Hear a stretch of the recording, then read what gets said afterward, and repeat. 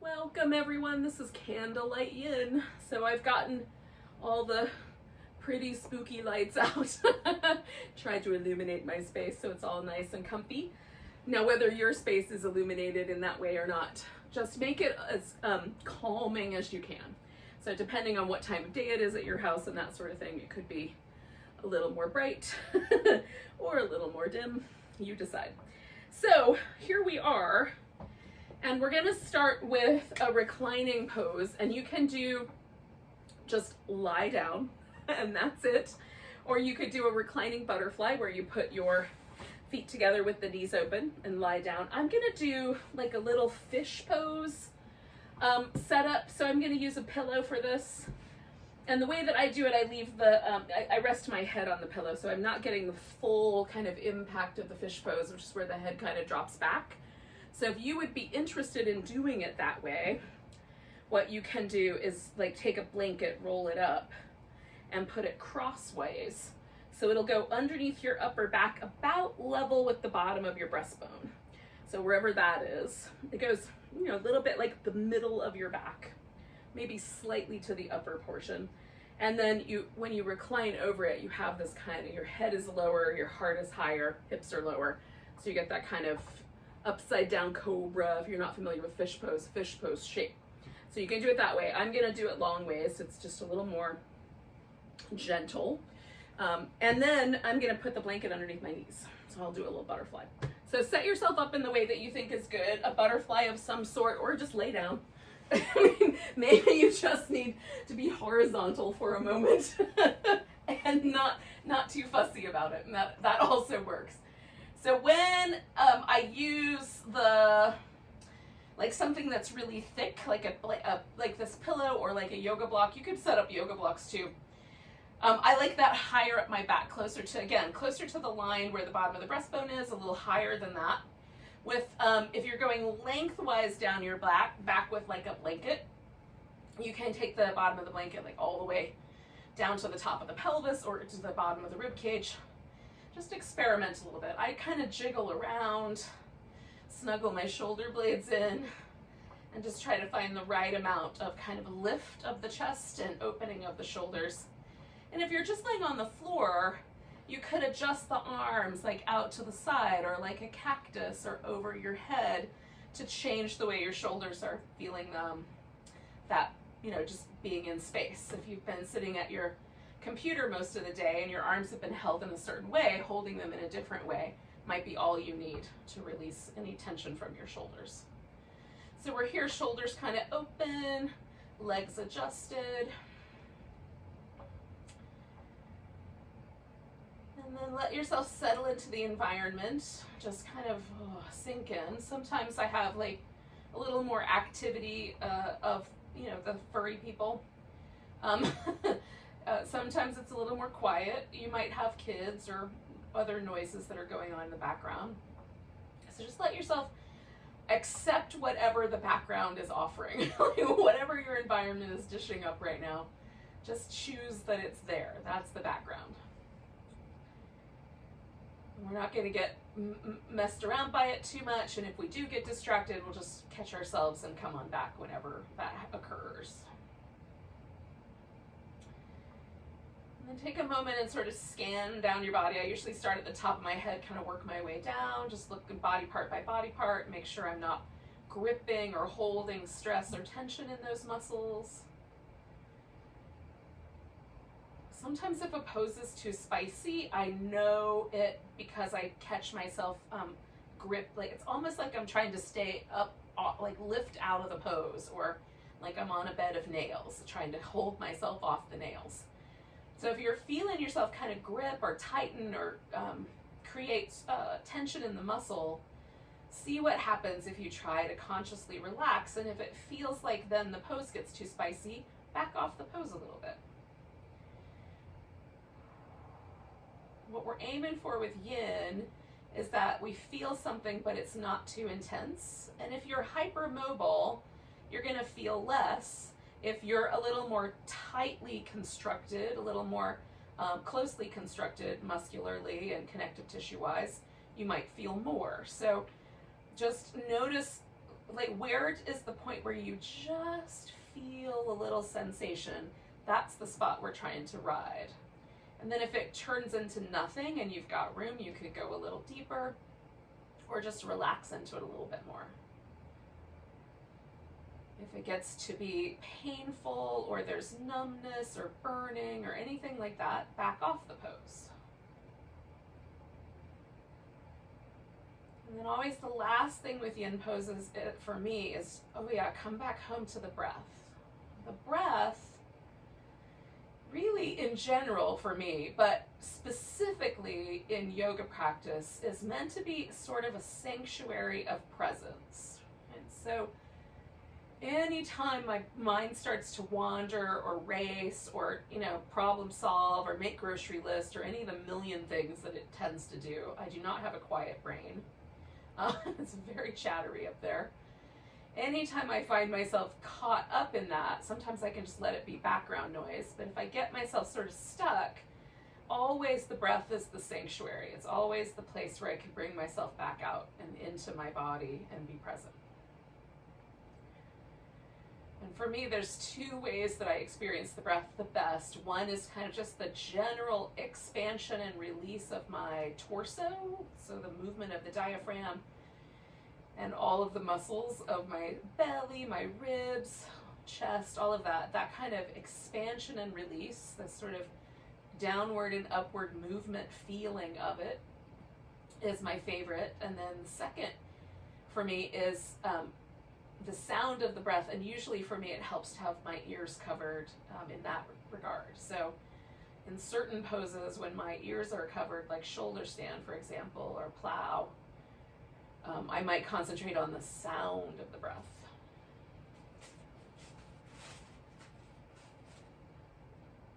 Just let yourself use the breath like it's a little homecoming place.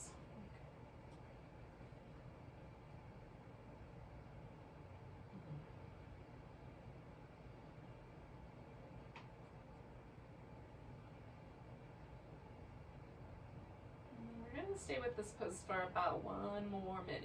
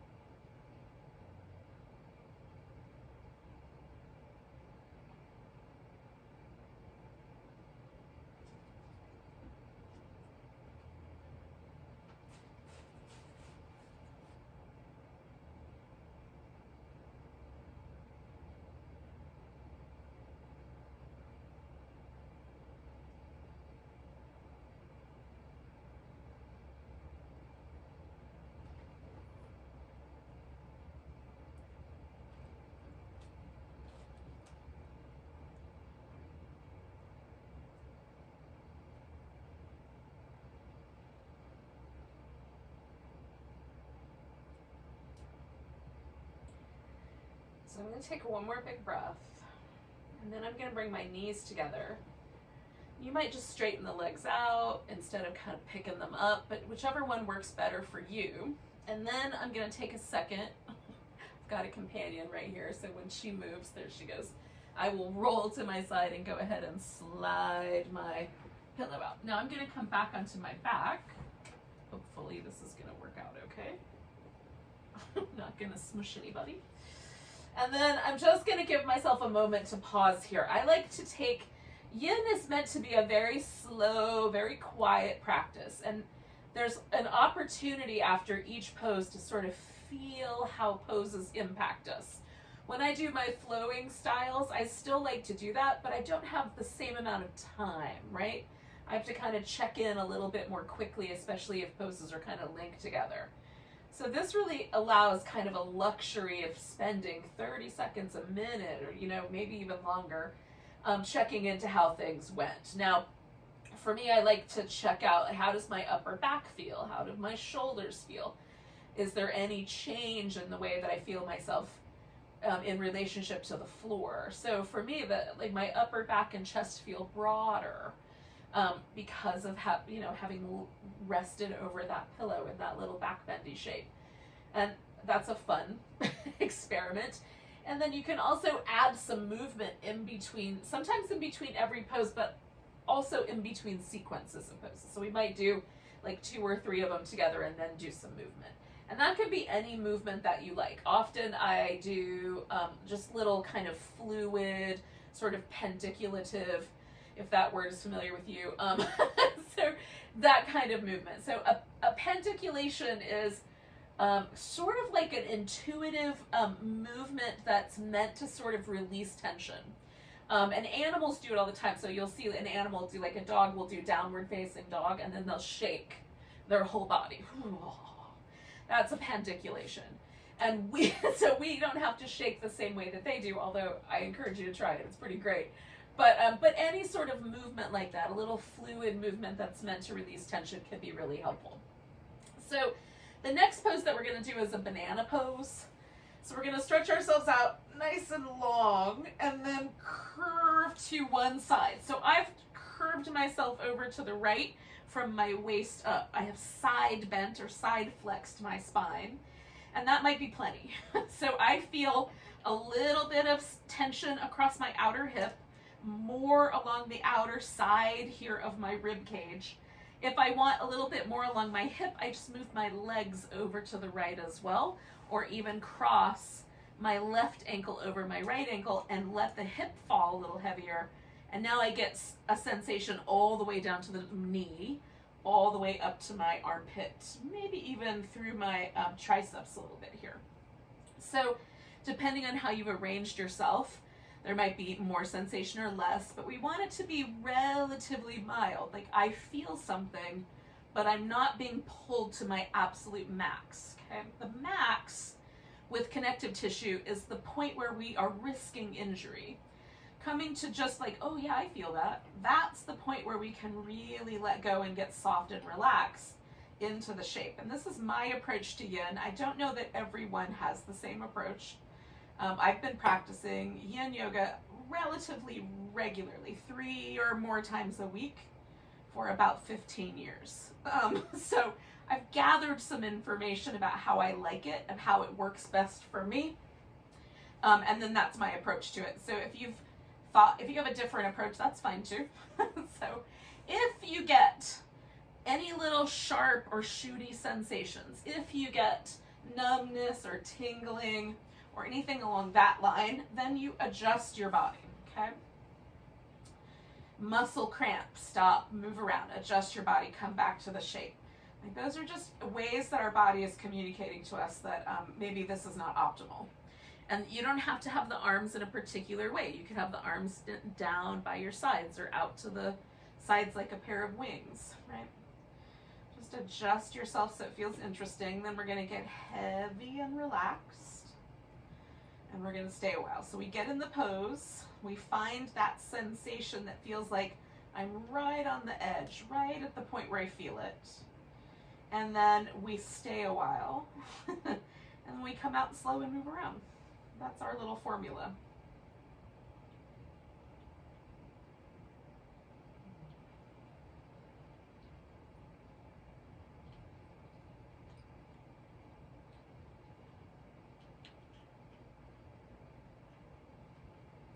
Now sometimes, because I go to just the point where I just barely feel it, sometimes as my body relaxes, that sensation kind of dissipates because the tissue changes a little bit of hydration occurs. And the layers of fascia, the layers of connective tissue that I'm pulling on get a little bit more hydrated, a little less sensitive. So in that instance, I might move a little bit more toward the shape. This happens a lot for me with twists and sometimes side bends like this one. Other poses, the tissue's a little denser, it doesn't move as easy. So like with hip openers, usually wherever I land at the beginning is what it's going to be at the end of the pose. So just see for yourself what's true. Like as we practice, Notice if some poses offer you bigger range of motion over time, and what poses really are a little more spicy for you, provide a little bit more edge push.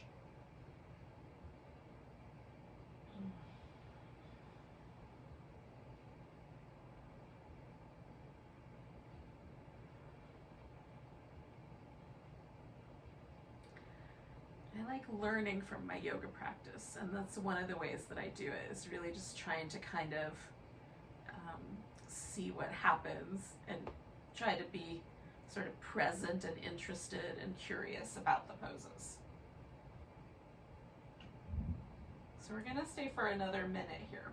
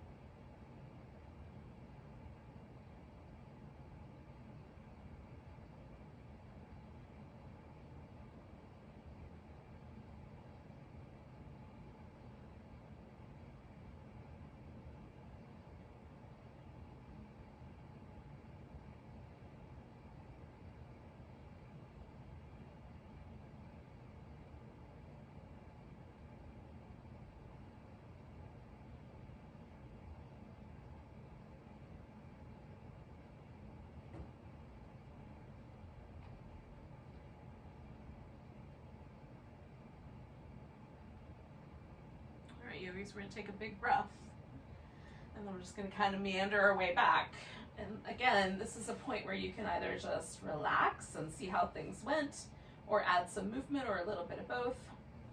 I like to see if there's a difference between my right side and my left side, and if so, is that a pleasant difference? An unpleasant difference? Do I want to do it differently next time?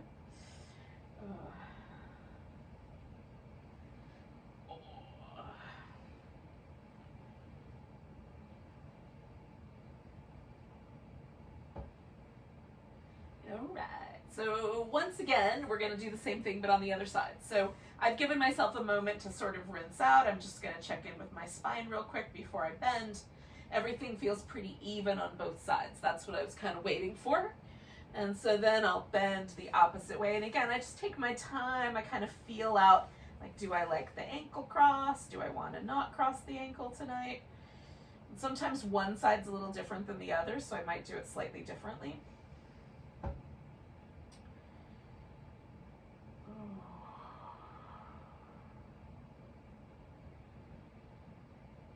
Once you find something that feels interesting, just pause, breathe, see what happens.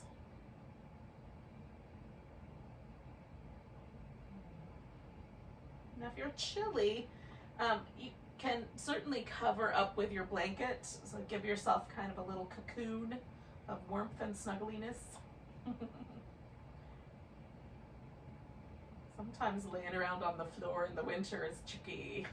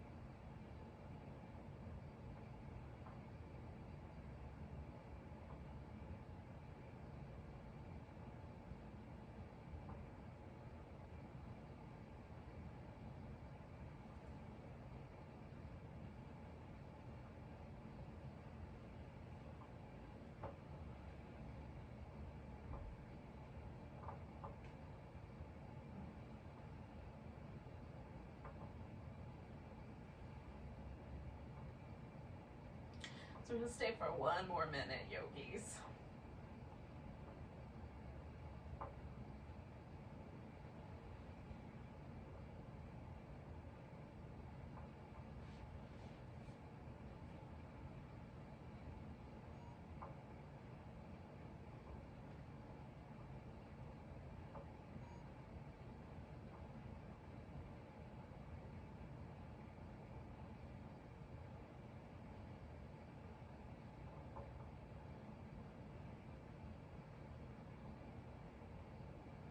So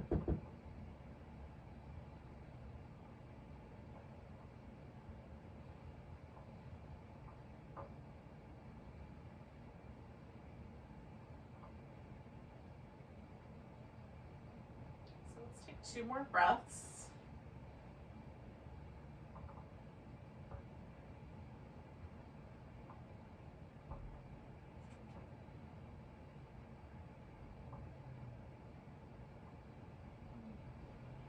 I'm going to kind of meander back to the center.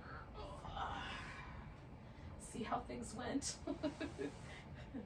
Add a little movement. Now, we're going to, that's the end of this little lying down sequence. So we're going to come up to a seated position and do some seated hip poses, hip releasing poses.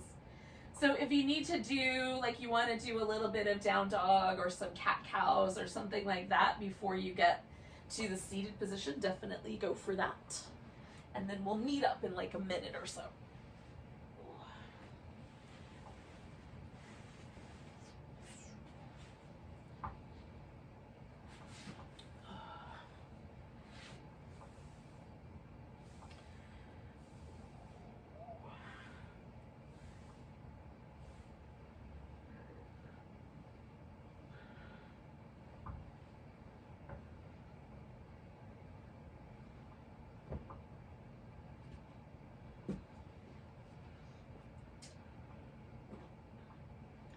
Now I'm going to chat you up a little bit, but you can keep moving if you need.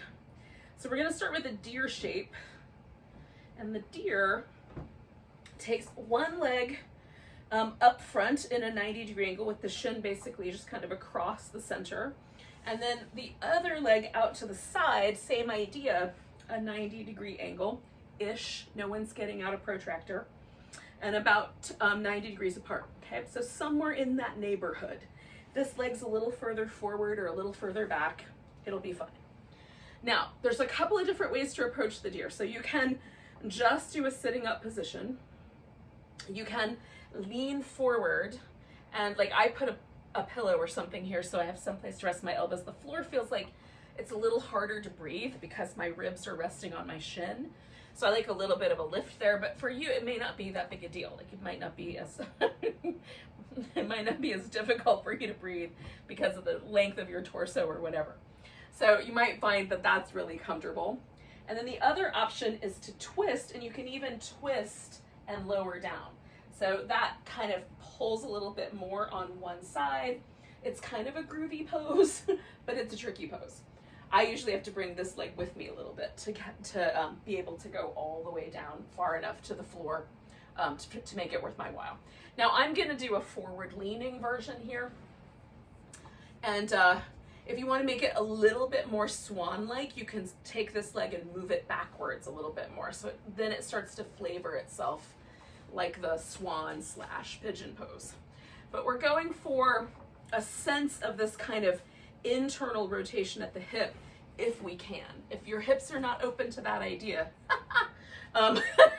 then you can certainly straighten it out a little bit more and make it a little more swan-like. So choosing kind of the version of the deer that sounds kind of like, you know, whichever version of the woodland creature you would like to do.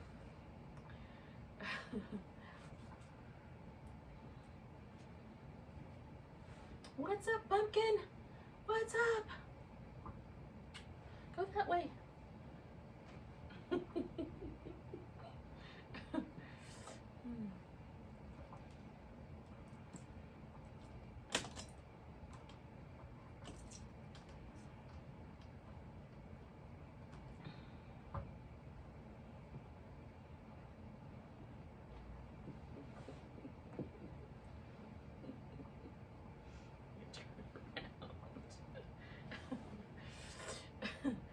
Oh goodness.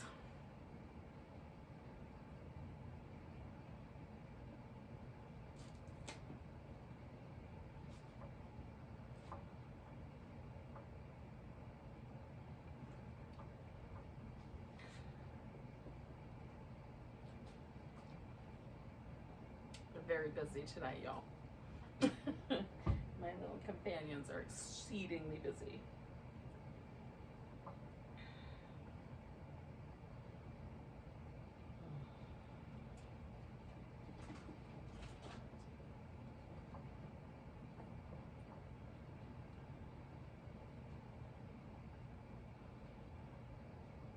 Now we're gonna stay with this pose for about another minute. Just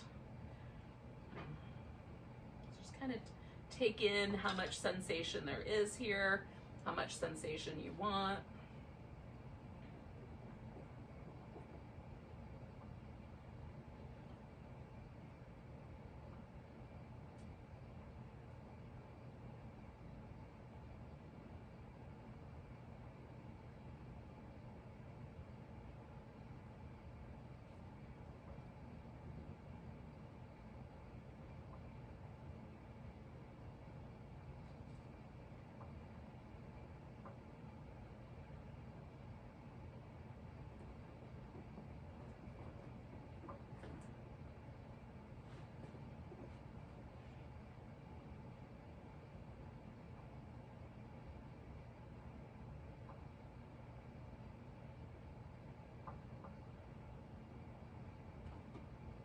So we're gonna take 2 more breaths.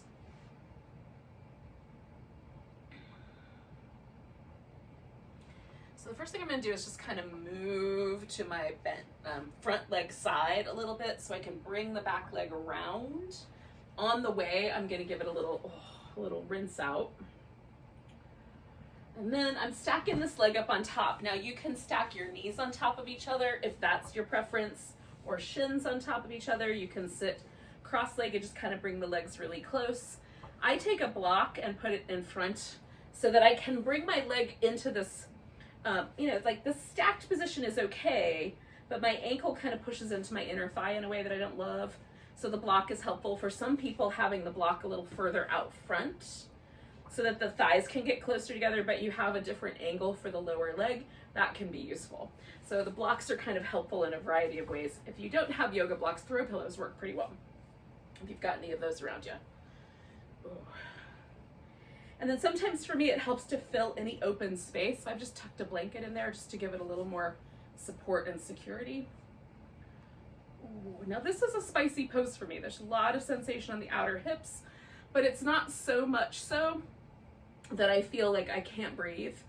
If you lean back, it'll pull some of the sensation away from your thigh. If you lean forward, it'll add on to that sensation. So choose the right amount for you.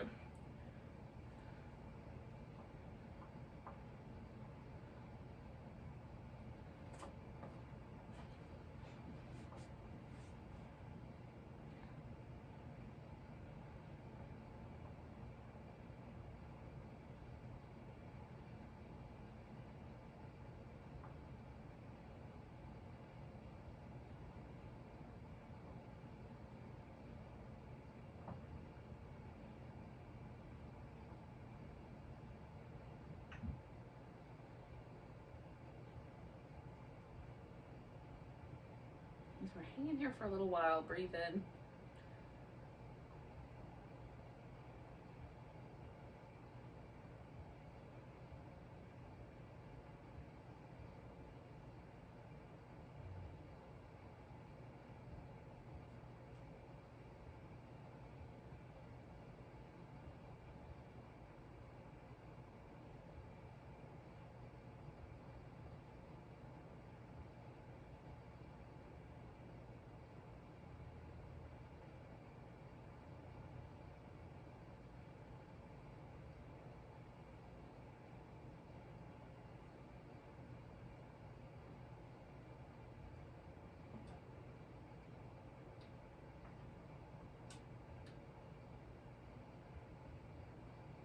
So we're gonna stay for 2 more minutes, about halfway through.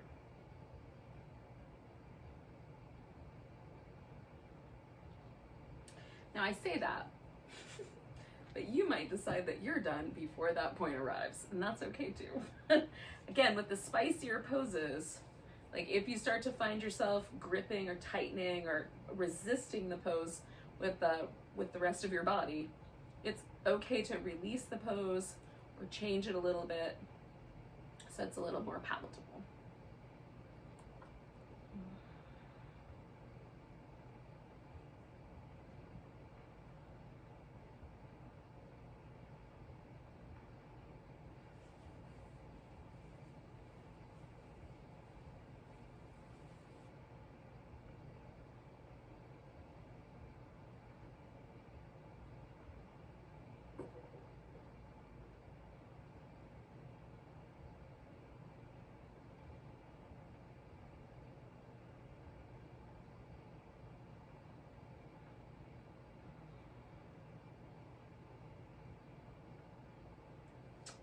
almost there, yogis. We've got about 30 seconds.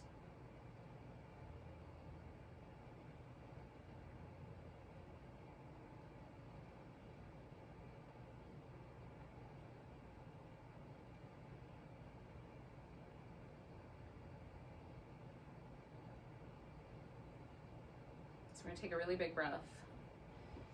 Hold the breath in, and if you're folded forward, come all the way back, lean backwards a bit, and then unwind your legs. And we're just gonna pause there for a moment, give everything a little bit of a rinse.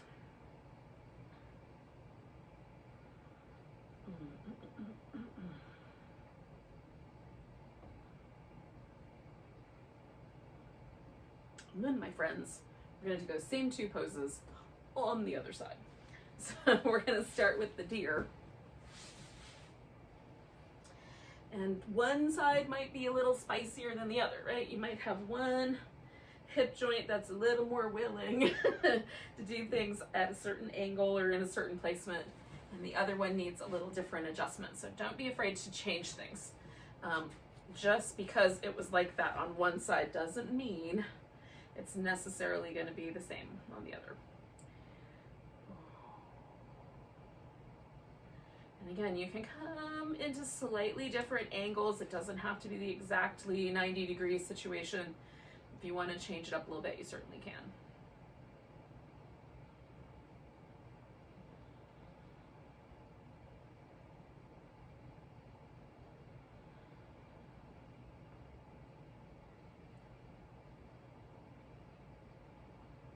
Just make sure that you're breathing, you're being present, you're feeling your body in the shape, making any adjustments that you might need to.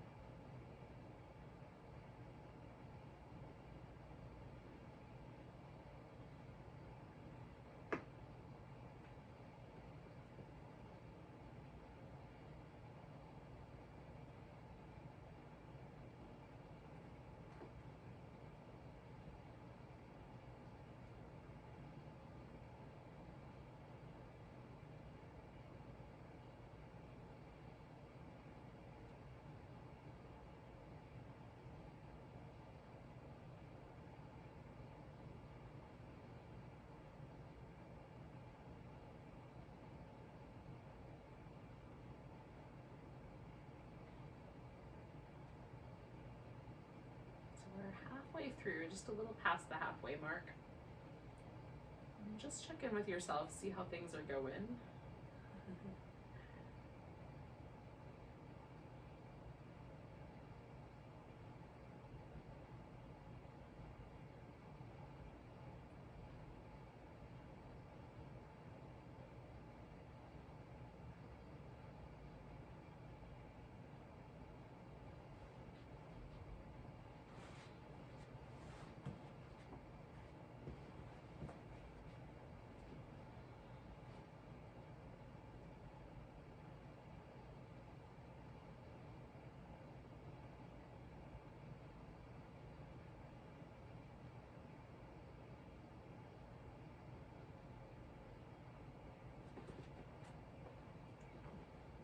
We're just shy of a minute left.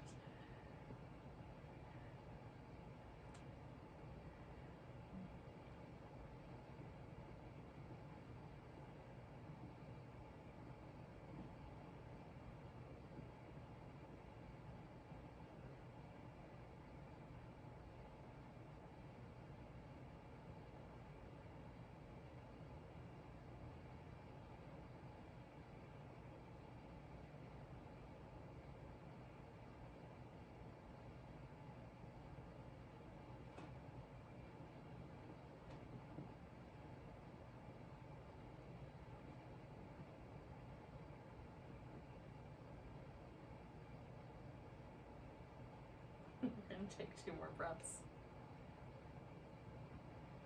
It's a nice big inhale. We're leaning to the side with your exhale. Bring that back leg around.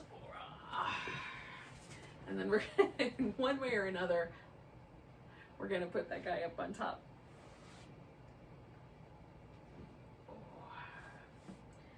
whichever version of the up on top that works best for you. And again, just kind of test it out. Should I lean back? Should I sit a little more centered? Should I lean a little forward? What's the right answer tonight?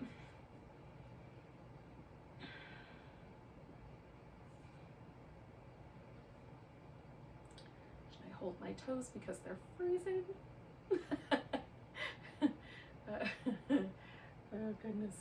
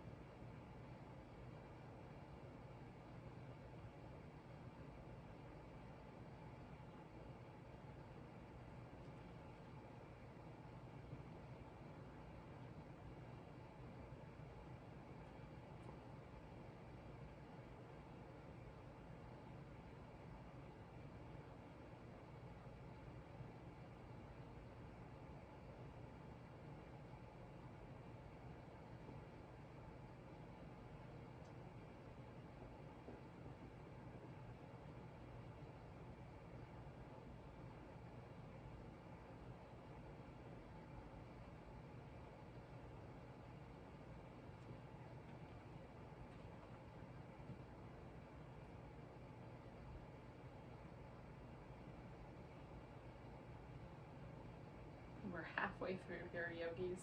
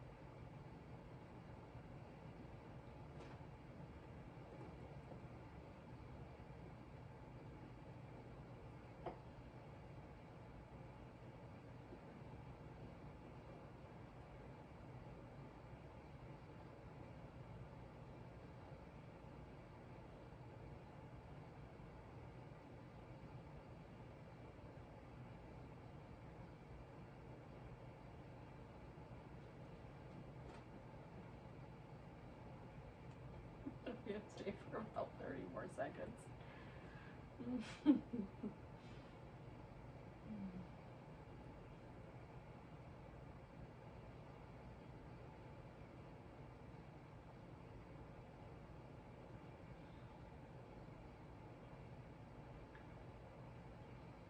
Two more breaths.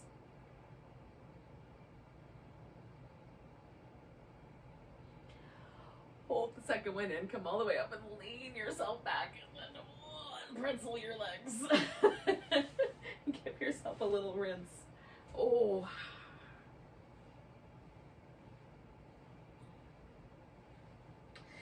Now, we're gonna take the legs out into a V shape. It can be a narrow V shape, like just be like that, like a little tiny V. Or you can go out into a nice wide apart V, right? Now for me, I like to be a little bit more conservative than the edges of my hips. So there's a point where the bone in my femur and the bone in my hip run into each other. That part happens just a little bit wider than this. So I don't go quite to that point because it's a little bit compressive. Well, it's not a big deal to have that sort of bone on bone compression. It's not as comfortable, especially as I age. So I'm a little more conservative these days. So I have my legs wide and my pelvis will move forward in this shape. If yours does not, you can either bring the knees closer in or bend at the knee, put a little pillow under each knee so that when you fold forward, it's a little, you just have a little bit more room. And then of course, if you want to, and there's a couch or a bed or some, wall somewhere nearby, you want to throw your legs up on the wall, lay down on your back, and do an upside down version of this, you could certainly do that. That would be a fine version. But gravity will do the inner thigh stretch for you, and you won't have to try to fold forward to get it. So choose for yourselves. I'm just kind of targeting or aiming for the inner thigh. And then we're gonna breathe and hang out. We'll stay a little while.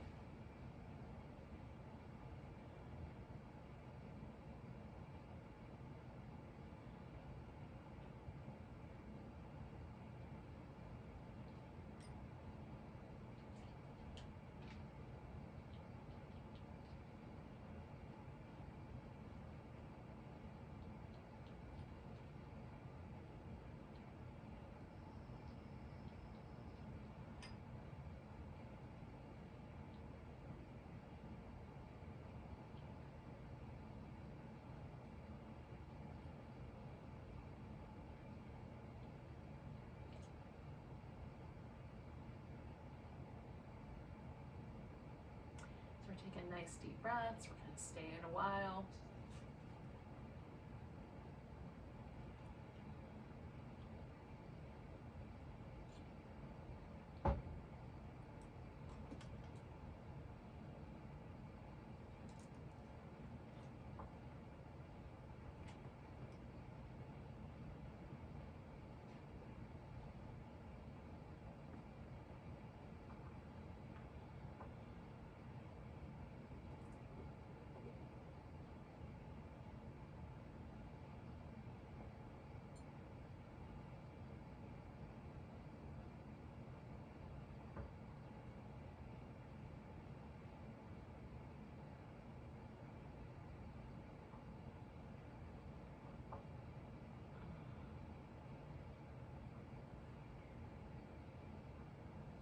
Halfway through here.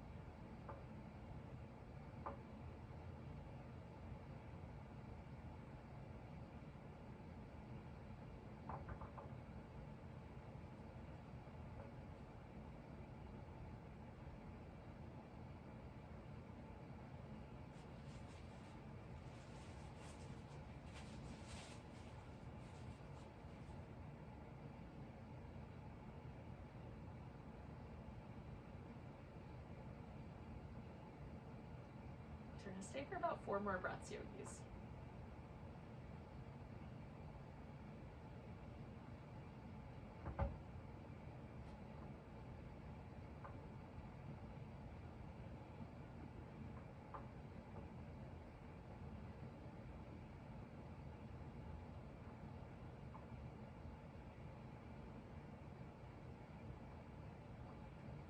So we're going to inhale our way up, or bring your legs together if you're laying on your back.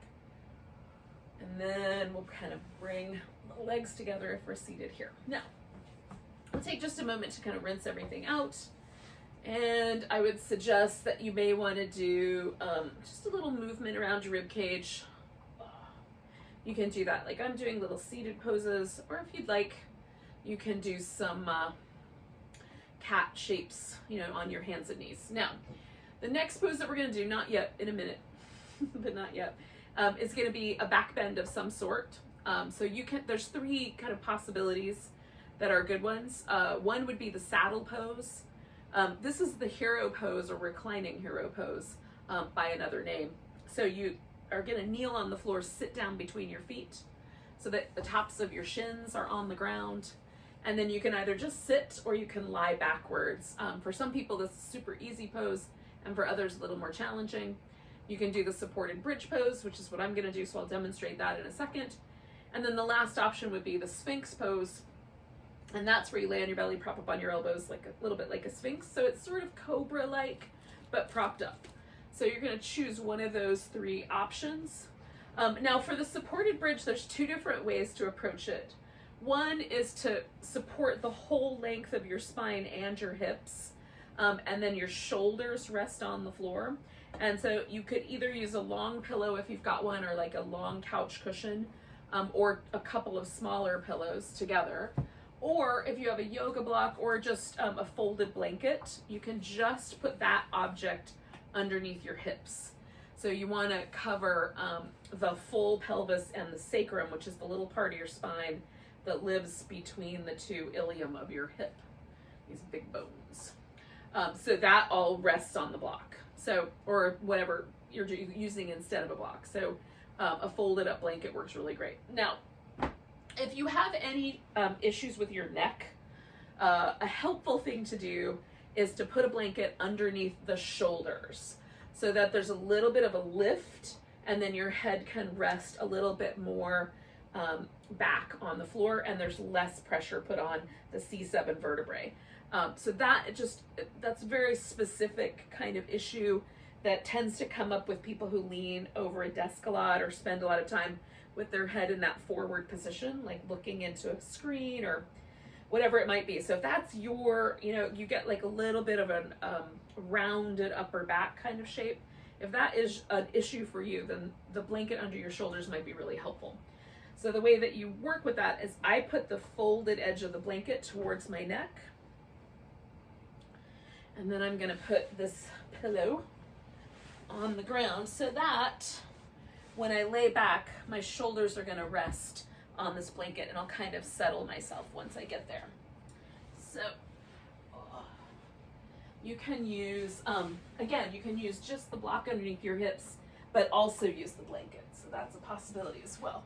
So I find like the right spot so that the blanket just hits me right at that C7 vertebrae point. So there's just a little bit more cushion there, and it helps kind of take out some of the pressure that sometimes develops in the neck. Now, I have a yoga teacher that stacks 4 or 5 blankets up and does it that way. So like, you can get a little bit more padded or use a much thicker blanket than the one that I have. This is pretty thin. Okay, so this pillow is hitting me right about at the bottom of my rib cage, and that's a pretty good spot. I could go a little bit lower, but not much, and still have my shoulder blades rest on the floor. I could go a little higher, but this feels like a pretty good spot. Okay, so I'm like, my pelvis is supported, the very bottom ribs are supported, and then I can leave my legs like this, or I could straighten them out like that.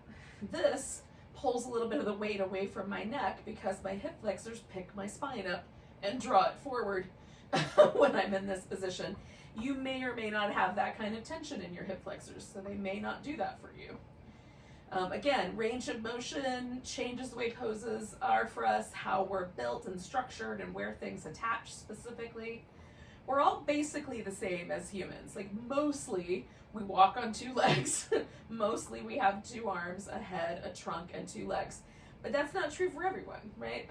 We're all a little bit different, but that's most of us.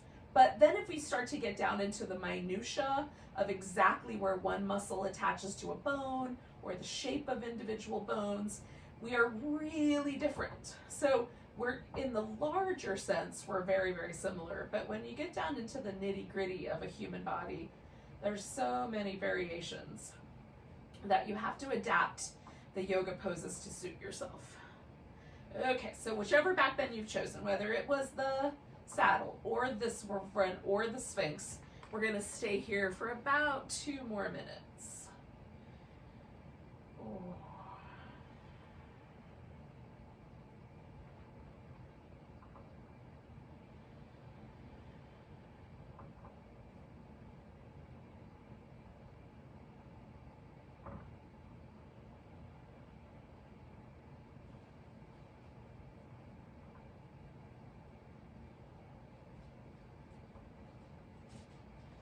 So again, for me, sometimes back bends are a little spicier.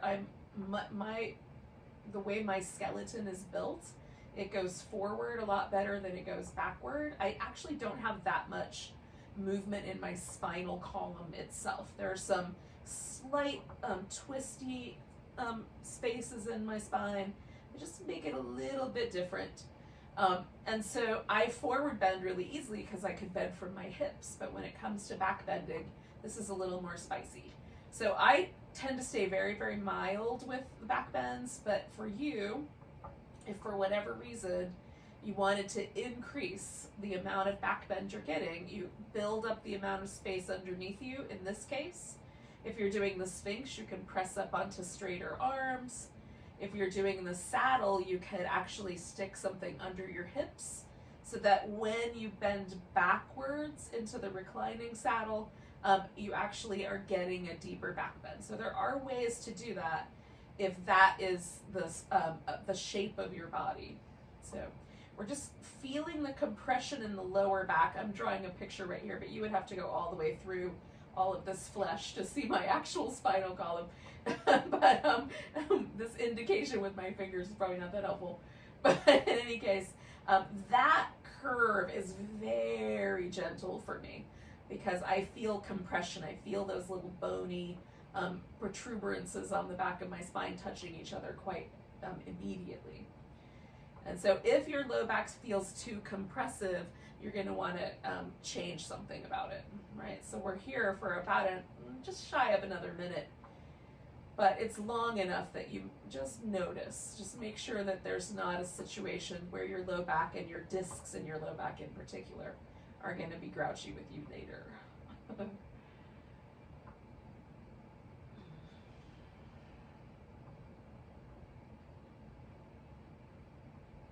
It's one of the reasons I like this longer pillow is I can support myself a little bit further up my back, so it's not quite as intense sometimes.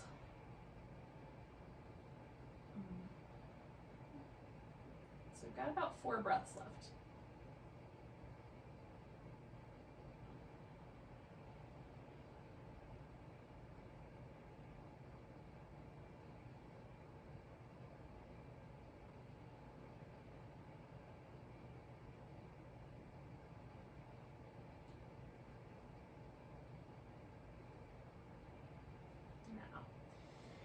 I'm going to come out of here first by bringing my feet onto the floor, and then I'm going to just sort of roll to the side. If I had the block just under my hips, I could lift my hips up and slip it out from under me. Because this goes up a little higher, it's easier for me to slide off. Now if you're doing the saddle, squeeze your thighs together, squeeze your belly button in, come all the way up. And the Sphinx, you can just kind of mosey on down, and maybe Child's Pose is a nice place to land. You just want to find a pose or find a movement pattern that works for you to kind of release any tension that might have gathered in that little area around your low back or even in your neck or shoulders if that was the case. Sometimes with some versions of the saddle for me, it's everywhere. The Sphinx, it's almost always just my low back. With this pose, it can be a mixed bag, upper back, lower back. So, see what's true for you. Now, we are going to do a twist. Now, I'm going to suggest to you that we're going to do just a spinal twist here, but you could do the cat pulls its tail if you wanted to. So to do the cat pulls its tail, you take one leg across and drop that to the side. You can roll onto your side if you want to, and then this leg that's on the bottom, you're going to bring that foot all the way up and grab it with your hand. Now, I can't quite do that, so I use a strap if I want to do this pose. So you can grab the foot with your hand, or you can wrap a towel or a yoga strap around it and hold onto it that way. This leg stays over the top. You can grab that with your big toe and straighten it out all the way if you want to. So that then that gives you kind of a lot more flavor. So if you tend towards hypermobility, that might be a fun pose to do. Just be mindful of this twist in your back and make sure it's nice. Now you can wrap your legs one around the other and just twist, not holding onto the foot. You can stack the legs or you can have one straight leg and one bent leg. So choosing the version of the twist that you think is nice. And if you have a limited mobility in your back, it's sometimes nice to have something like a pillow or a blanket to sort of rest the legs on, so that this shoulder doesn't come all the way up off the floor. Right, so again, range of motion, like how much rotation do I have in my spine? How much, and it's mostly the bones and the rib cage that are going to give you that twist. This lower part of our back only twists a teeny tiny amount, like around 10 to 15 degrees max. The bones that live in our rib cage love to twist, and our neck is good at twisting. So you could turn your head into the twist, you could turn your head away from the twist, or keep it up at the top, whichever one you like better. So we're gonna settle into this shape for about 4 minutes, which is a long time for a twist. So if you wanna come out earlier and hang out, I'll give you that little halfway mark, point setter, and the last minute as well, just so that you have a couple little signposts along the way as to when you might want to change things up. You can just lay on your back and enjoy a big starfish pose in between sides as you like.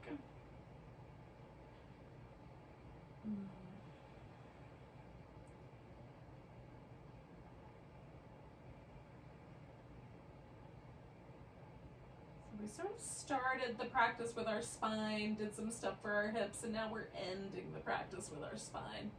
Just paying attention to how everything is connected to the spine and the pelvis, and in particular, when we treat our spine different ways, how does it respond? Favorably, unfavorably.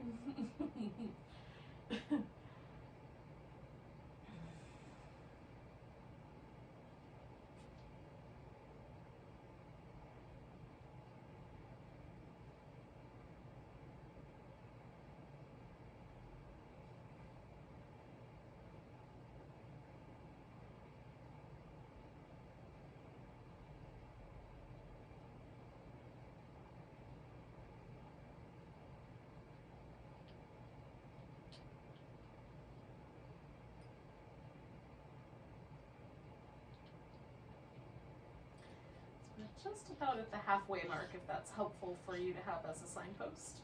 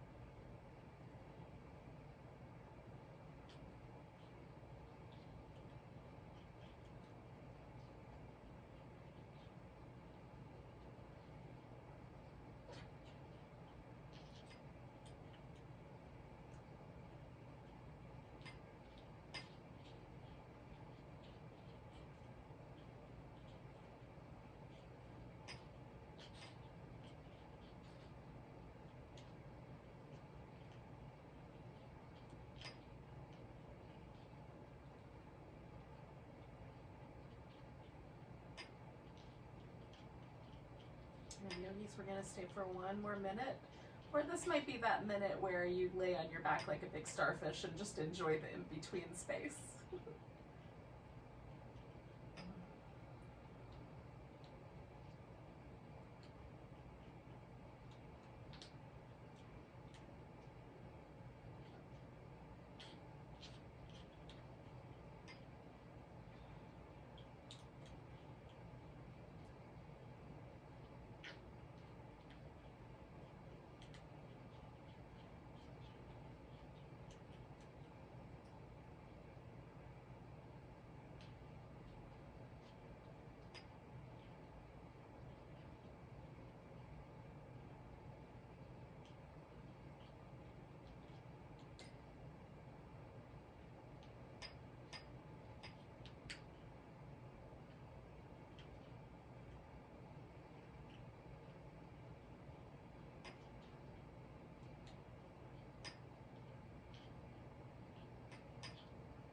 Yogis, we're going to take a nice big breath. Let go with a big sigh. And then we're gonna be slow about it. And we're gonna gently either let go of the foot or just bring the legs back, depending on which version you did. Oh, and we're not gonna go anywhere right away because we're gonna give ourselves a full minute to just pause. Now you can pause with your feet on the ground, or again, you can kind of stretch out like a big old starfish and just hang. I like to do the feet on the ground and like really gentle, lazy windshield wipers for part of that. And so you're welcome to do that as well. We're just kind of checking things out here. Ooh. Now, the beautiful thing about a twist, at least for me, is that they have a kind of interesting calming effect sometimes on my brain. Notice if that's true for you, because maybe they energize you. If I do too many of them, they can be energizing. Oh, goodness.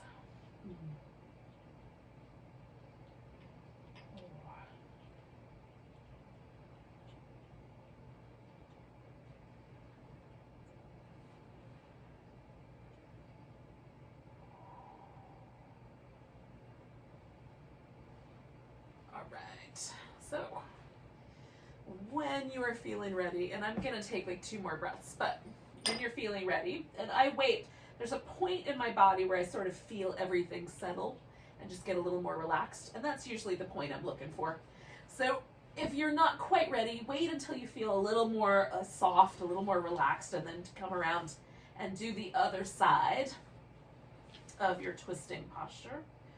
And again, kind of play with how you're positioning your body. Do you want your arm in a different position? Do you want, support or not? Are you holding onto your foot or not? Which direction is your head pointing? That sort of thing. And then we'll let ourselves get really heavy and soft and relaxed. And stay a little while.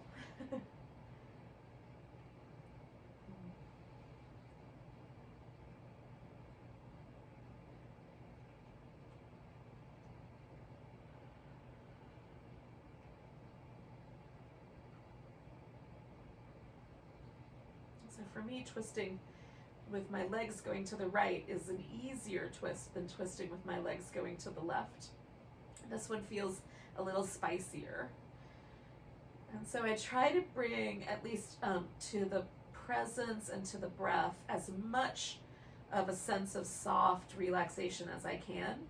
Given the fact that the pose is a little spicier, I want to try to keep everything else really, really relaxed.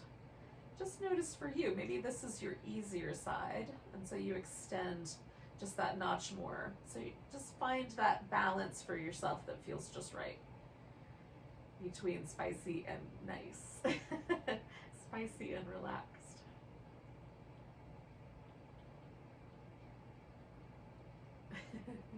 Not too much heat.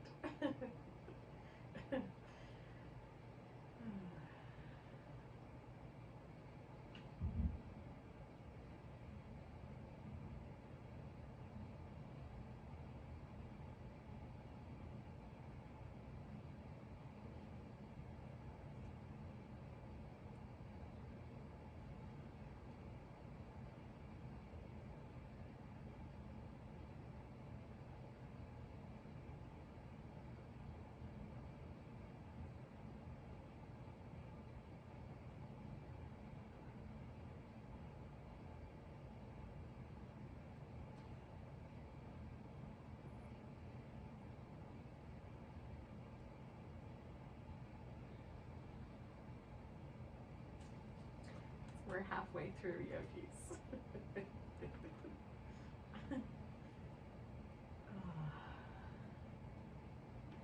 Sometimes for me, like especially, like this one's really spicy across my pectoralis major.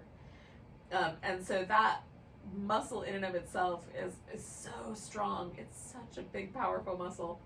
And it takes a full 3 minutes before I start to feel it, like the tissue around it let go. It gets a little bit more soft and a little more hydrated. So it's very interesting. But hips are like that for me too, where it takes at least 3 minutes for things to start to get soft and let go a little bit. Notice for you, like, does it happen almost immediately? Does it take a little while? What is the timing for you? Because for some of us, a little bit less time in the poses is more appropriate, and for others, like yours truly, like soaking in the poses for a long time is really where it's at. So we've got 1 minute left.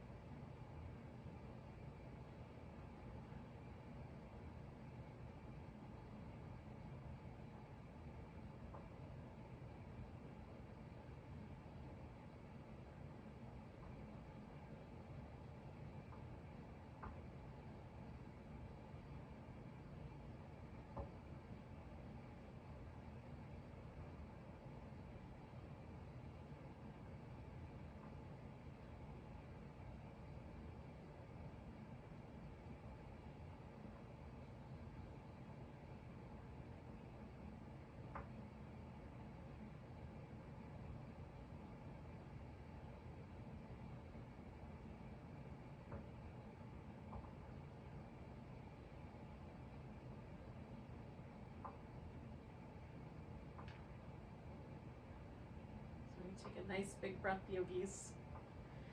And again, let go gently, like release your leg a little bit more softly. Let your thigh kind of come back to the center. Oh, you can rinse things out. Oh. We only have one pose left, and that's Shavasana. So you can arrange yourself in any way that seems comfortable. I am going to take this blanket out from underneath my head and use it to cover myself because it's much nicer in the winter to have a blanket. But I also use the pillow under my legs, and then you can kind of set yourself up. If you want to do, like, put your legs up on the couch or on a chair or up the wall, and you have that nearby, and that would be more restful for you, do that. Like, that's a nice pose as well. And we'll stay for a few minutes, like about 5 minutes or so, once we get settled in. Oh. So make it comfy enough that it's not going to be tricky for you to hang out for a bit. Oh, I think I'm running into blocks there. Oh.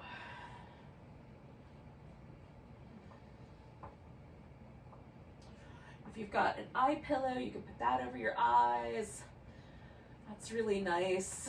If you've got, you know, like sometimes it helps me to have like socks on or something like that, so you can certainly layer up a little bit before you settle in. Oh. And then let yourself just relax into things.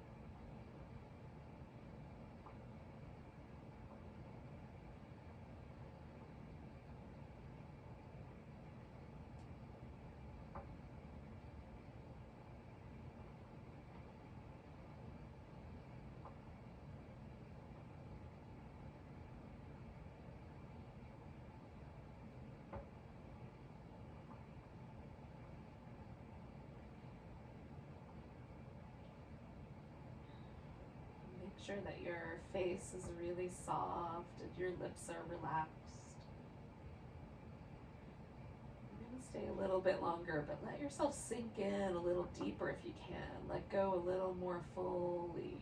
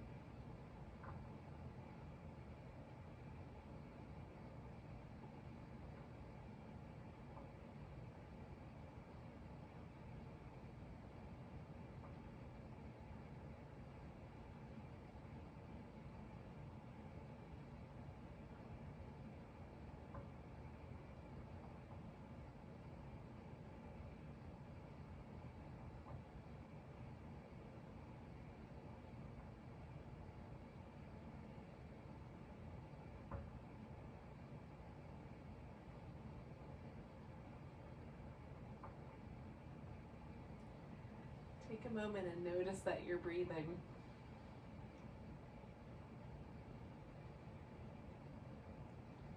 And let your breaths get deeper. See if you could feel the breath to your fingertips or maybe even your little toe tips.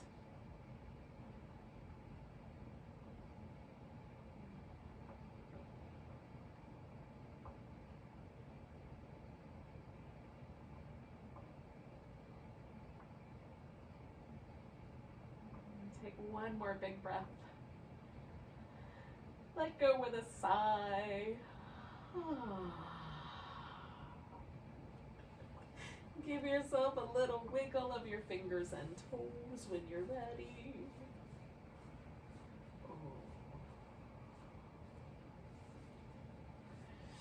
Give yourself a big old stretch.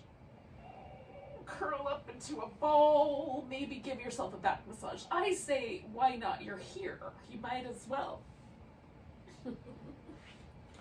Oh, and then you can push yourself up to a seated position when you're ready. Oh. Thank you for joining with me, and for those of you that are still here live, thank you for sticking it out for Shavasana. Let's take a big old breath. Big deep sigh. Namaste, beautiful souls. Thank you so much.